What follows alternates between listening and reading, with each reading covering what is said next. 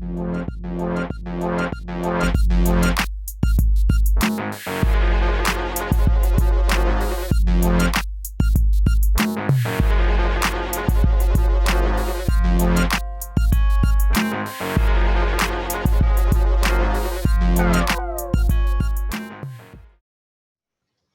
to Community Chat on Abington Community Access Media.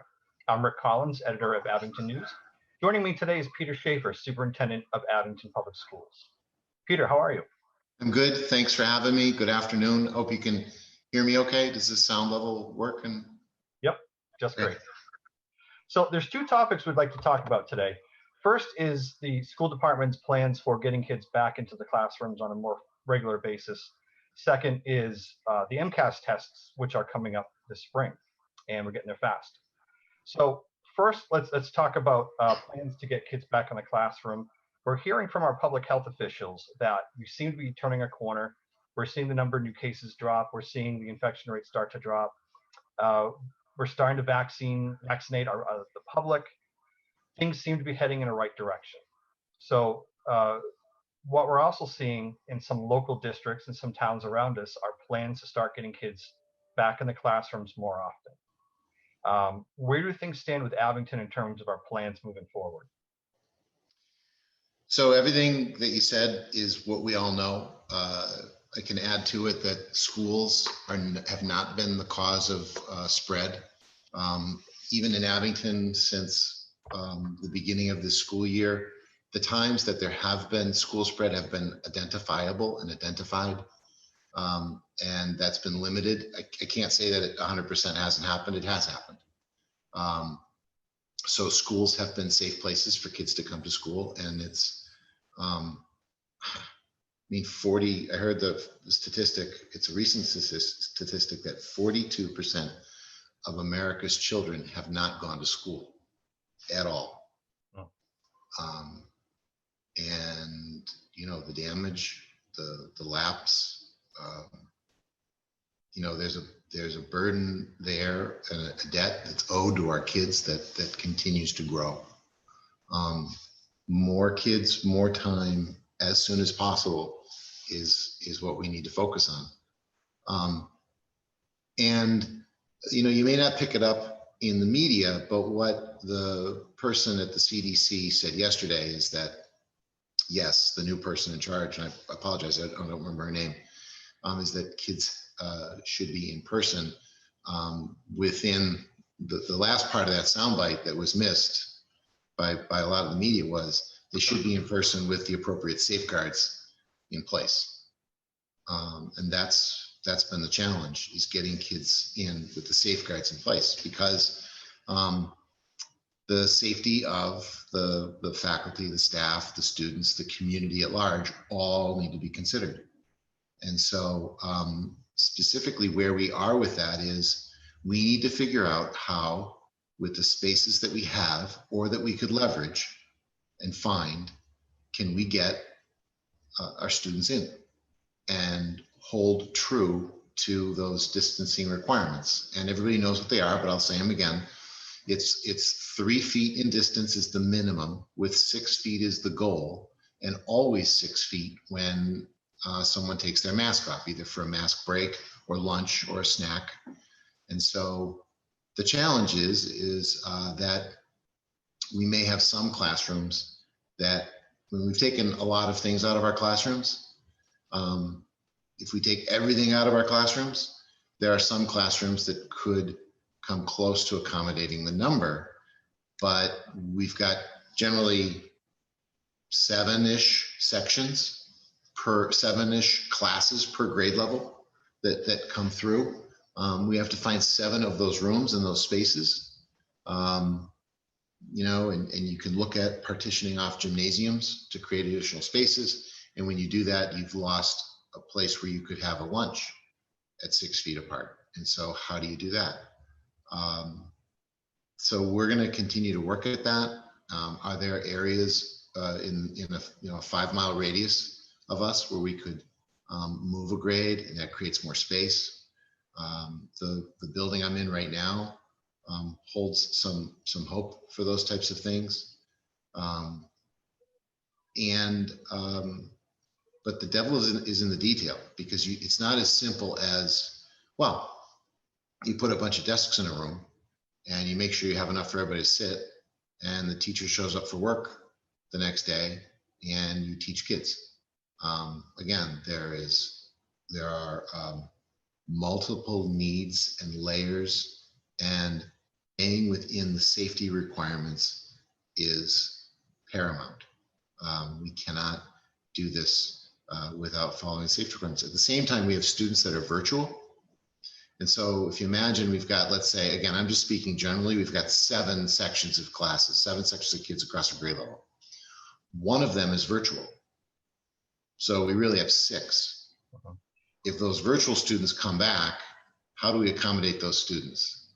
So although we have average class sizes of 25, as those students come back, we can't say to them, we don't have room for you. They could go in any place that there was room because they would be new to the teachers. But we can't say we don't have room, because we have to simultaneously maintain that program. Are there any classrooms? I'm sorry, is there any classrooms in any of the schools big enough to hold basically a full class with these safeguards in place? When you say a full class, do you mean a full classroom of students or a full graduating class? No, the full class. So, all 25 to 27 kids in a class. Yes. That would normally be there. Yes. Okay. But there are class sizes when you put in for the virtual, or even the number of classes at the high school that are above 25. They've got a plan for 27 and 30. So and we're coming off the deadliest month of the virus in January. Following the rules is, I know we're going the right direction, and I know a shot is going into people's arms, but we still need to make sure that we follow all of the required safety protocols that we've been given. And that's why schools have been safe places for kids to be, because people have been following those rules. The communities that have, and you're probably going to ask me this question, so maybe I should wait for you to ask me, how come a neighbor can do it, or has a plan for it, and we don't? Yeah, and that certainly is the question. But just staying with Abington for a second, I think in your letter the other night, you put a picture of a classroom at the Beaverbrook that shows, when properly set aside, you could fit 19 desks. Yep. So, that's 8 or 9 other seats you need to find someplace else. Do you know how many additional rooms you would have to fit everybody to go back full time across the district? About 7 per grade level. Okay. So multiply that times kindergarten through 12. Okay. That doesn't mean we don't have some of them in our buildings, but not all of the rooms are at that size. And that doesn't mean you can't take other rooms and move people around. Mm-hmm. So those are, but when you like, for example, if you were to use the gymnasium space, like I said, for classroom space, you lost the place where you could feed the most, the cafeteria and gymnasium spaces. That's where you want to be able to feed kids lunch, because then you have to go to the 6 feet requirement. So, we're gonna continue to look for ways to make it happen just as soon as possible. I can't tell you that. I'm trying to describe the challenges that we have to try to work through. And then one of the things that needs to be considered, and I want to really give a lot of credit to our faculty and staff, is how would any of these things change their working conditions? That's a question that has to be asked, and then those items that change their working condition need to be discussed.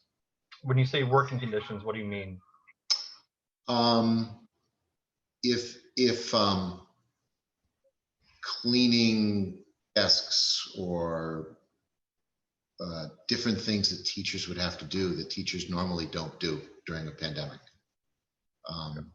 or that aren't already in a memorandum of agreement, those things need to be talked about with the Teachers Association. So, and I don't know what those are because I don't know what the solutions are yet, but I need to be responsible to say that as long as we're on the topic.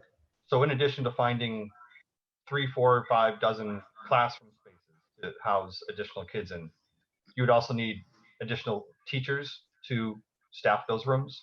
We could. And so, why don't schools have a plan already for this? Because the funding for these additional resources, like let's say you did move a grade to the Frohley, like say we could make that work with the safety requirements. Well, there's a difficulty with handicap accessibility here. There's also the need to hire additional staff. We would need to have a nurse here. We'd have to figure out how to feed those kids here. Maybe, I don't know what the lunch menu would be. We don't have a cafeteria. We don't have a food service program here. So those are things that aren't impossible things to figure out, but they're not things that happen without additional resources. So is that are those resources that would come out of CARES Act funding, or is that something the town would have to bear the burden of? We would hope that they would come out of CARES Act. Okay. But we've got to, like I said, we've got to really have what this plan would look like before you just can't move without being really thoughtful and deliberate about the life, the health, and the safety of the faculty, the staff, the students, and the community at large. And we're talking about, 2,100 kids. It's not as simple as the poor kiddo who's been sitting in their room working online all by themselves. It's that poor kiddo times 2,100 other kids. So it's and I want to go back just for a second to the other communities. The communities that I know of that have pulled this off, that I've talked to to colleagues that we've done some research with, how have they done it?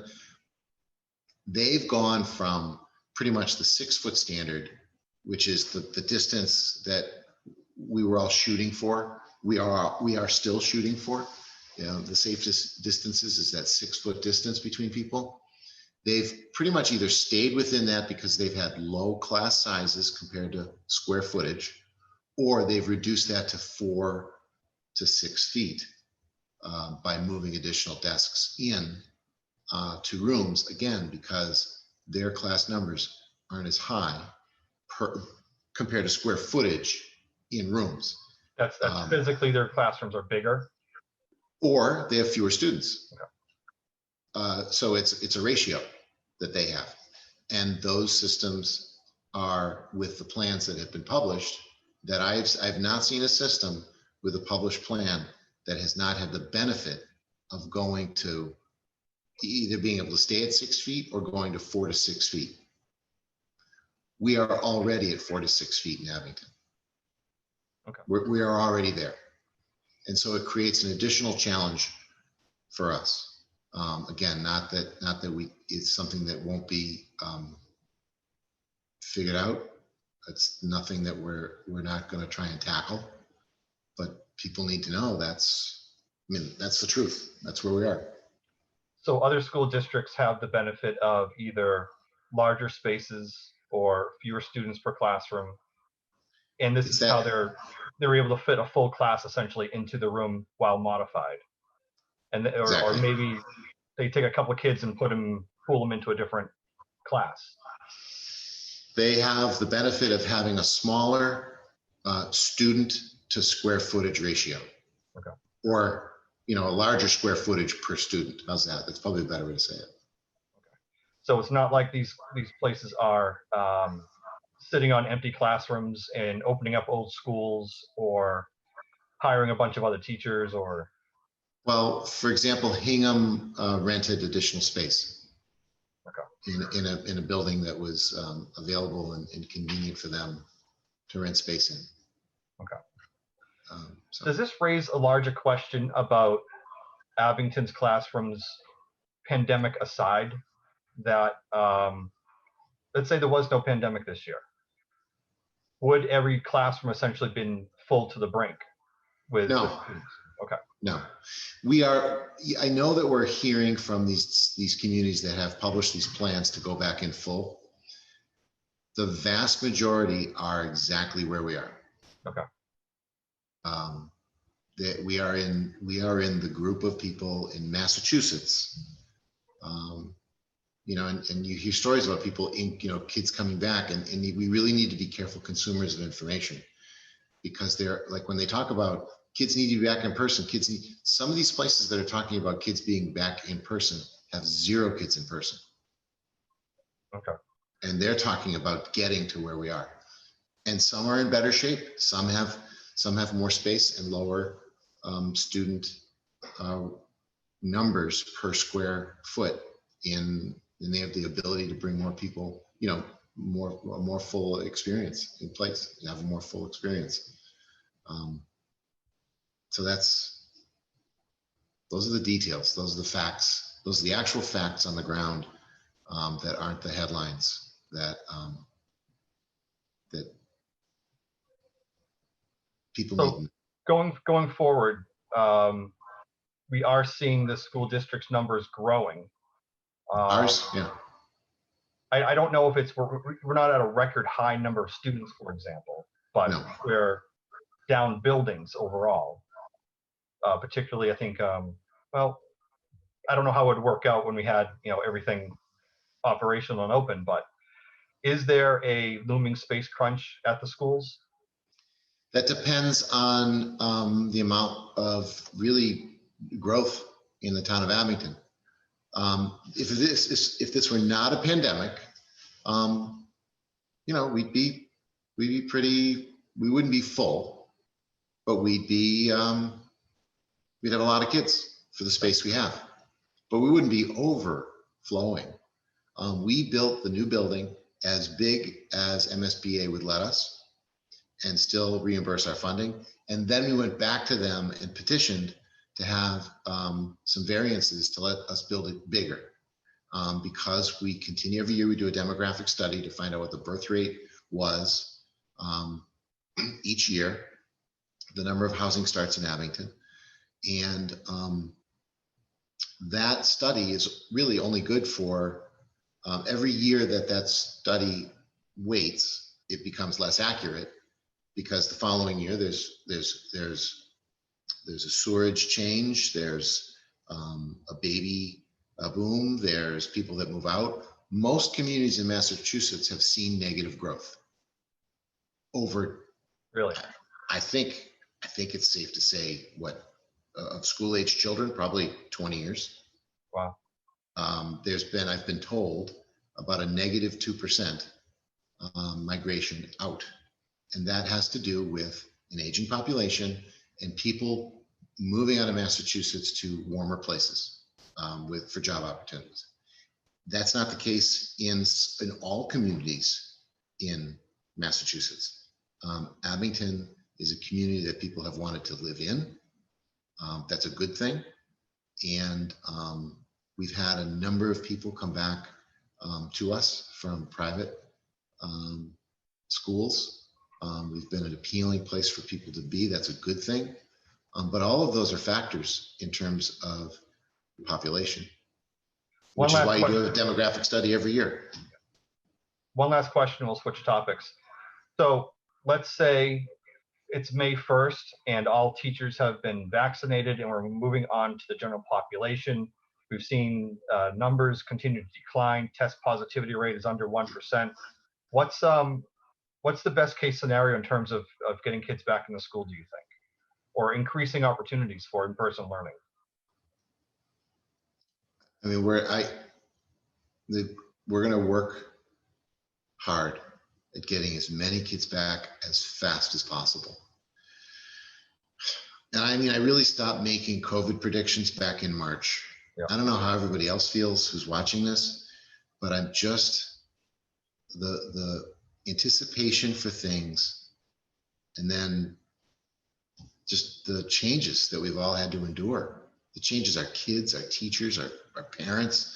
I cannot imagine what it would be like to be the parent of a little one, with, you know, balancing a sippy cup and a computer and trying to hold down a job with the kiddo on a live stream and not being in school. I'm done. I can't make predictions on these things, because again, we're just coming off the January was the highest COVID and death rate in the United States since March. Uh-huh. And 3 days after the close of that month, we're all working to get everybody back. Not that we haven't been working the whole time to get as many people back as possible. But to your point, there's a vaccine. How much and how quickly is that going to create this immunity that's going to help us move more quickly? And I keep hearing the same news sources everybody else hears, is there are also additional strains of COVID out there, and how those are going to affect this. I just don't know. I just don't know. I'd rather say I don't know. Let's switch over to a cheerier topic, MCAS testing, which even in Goodyear has a lot of controversy attached to it sometimes. On one hand, it gives you as an educator probably a measuring stick of where your students are. And it comes with some negatives that comes associated with high stakes testing. So what is the plan for the coming spring? So I'm on it. I want to move on to the cheery topic of MCAS. But I do want to say that I don't know, I do finally feel like we've turned some kind of corner with this damn pandemic, and that at least we're coming out of it. And I don't know when we'll be out of it, but don't you just feel like we're at least going in the right direction? I mean, with the vaccine, it certainly opens up some possibilities there that doesn't exist. So, that's cheery. Yeah. So MCAS. Yeah. So here's another thing that's happened over and over again. Every 3 or 4 weeks, I get a different email about what the MCAS plan is going to be. From the state? From the state. Okay. So I hear about plans, and then I get a final plan every 3 or so weeks. So I get a new final plan every 3 weeks or so. So here is the plan as of today, and I'm going to cheat and go from some notes. Okay, we'll allow it. Sorry? We'll allow it. All right, thank you. Otherwise, I'll just get it wrong. So in grades 3, 4, 6, and 7,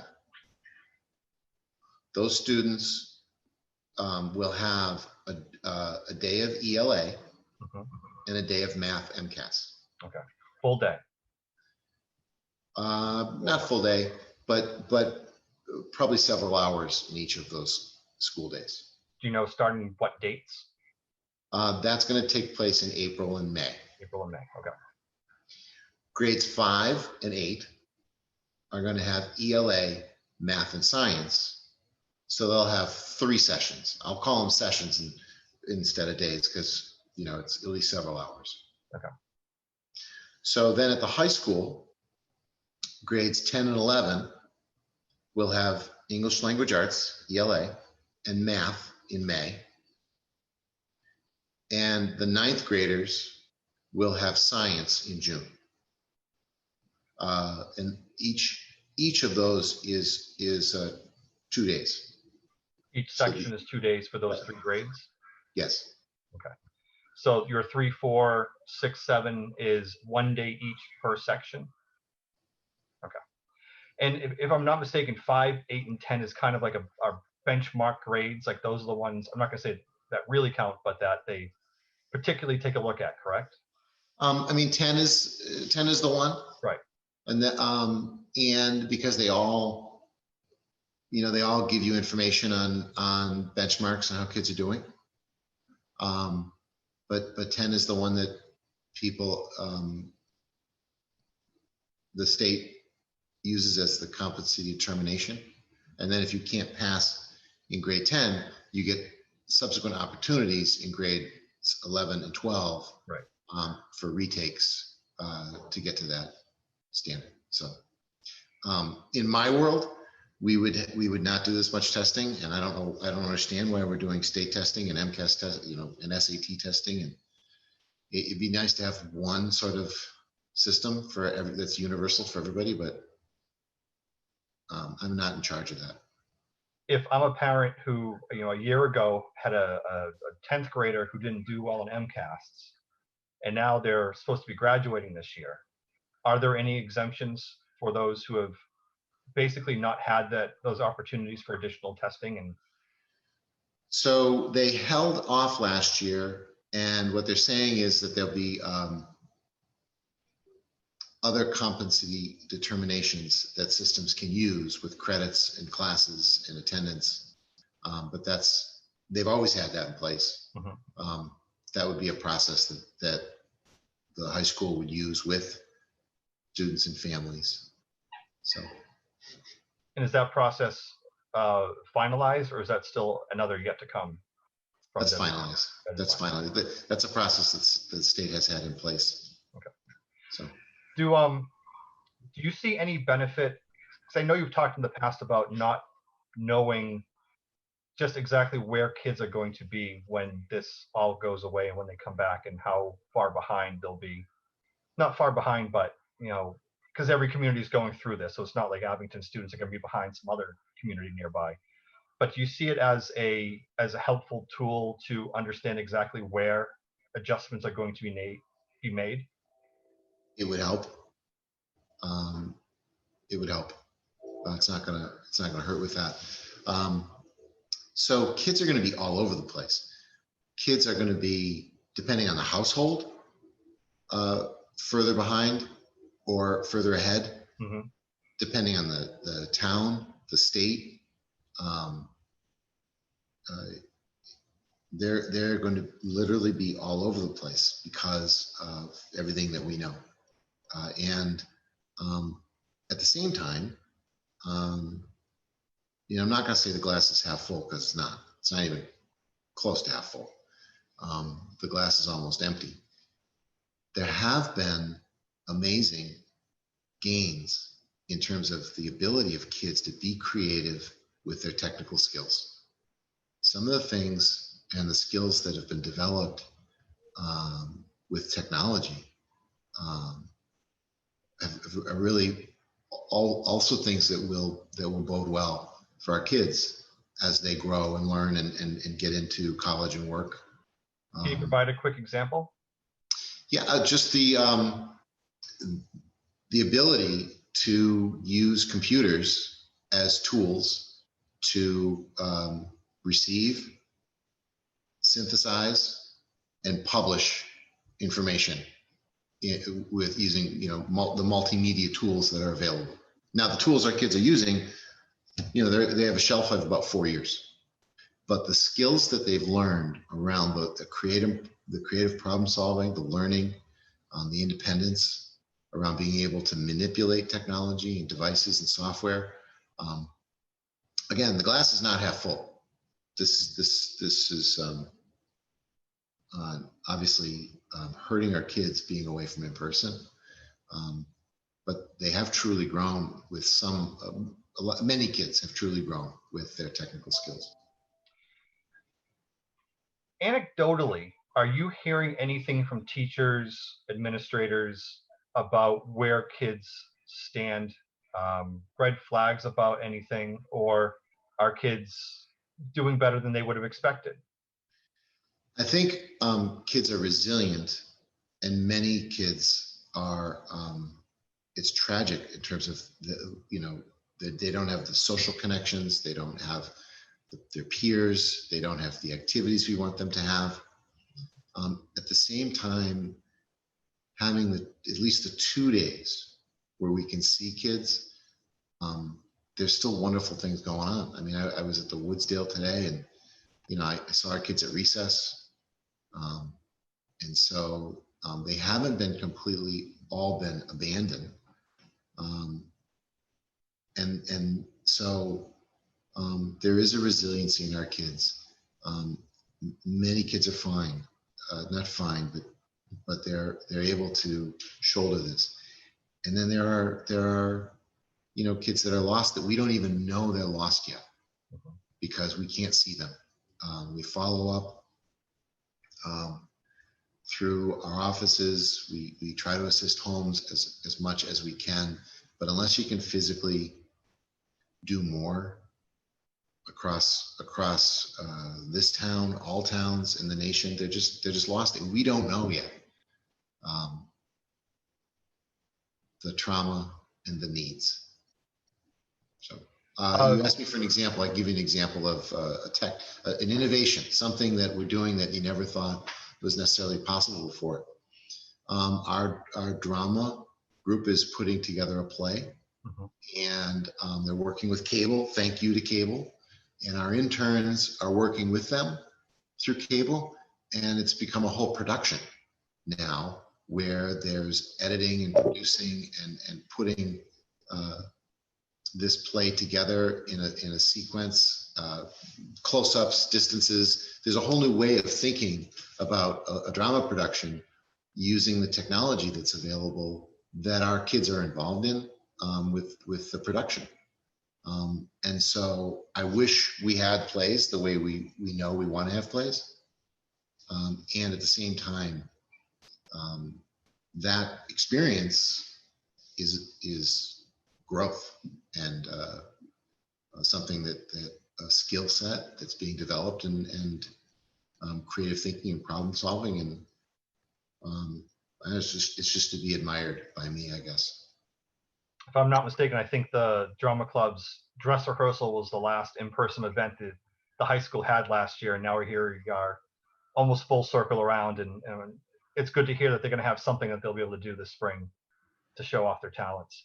Before we go, is there any other message that I haven't asked about that you think is important for parents to know? We want the safe return of the students as soon as possible. And you know, that's not being ignored. Okay.